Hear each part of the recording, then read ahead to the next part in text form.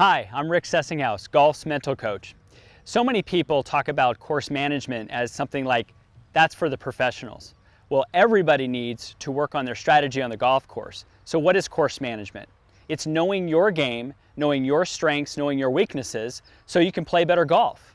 So for instance, if you have a tee shot and your pattern of golf shot is 75% of the time it fades, guess what? Play the fade. Don't fight it.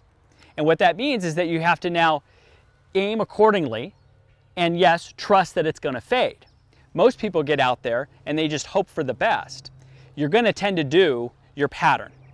Next is go with your strengths. So many times, especially on tee shots, people do not like their driver. So why don't you hit your 3-wood? I'm sure that's going to be much more consistent than your driver. And finally, have you ever thought about laying up to certain distances? Maybe it's a really long par 4. You know you can't get there in 2. Maybe you should lay up to a great wedge distance. Or sometimes we're going to be on a par 5 and we're going to laying up. Think about the best distance that you can come into a shot with. For me, it's 85 yards. That's a full sand wedge. I'm confident with that shot, and now I can go up and with confidence go hit it near the hole. So when you're talking about course management, 1, I want you to understand your patterns and play them. 2, understand your strengths and weaknesses, obviously play to your strengths.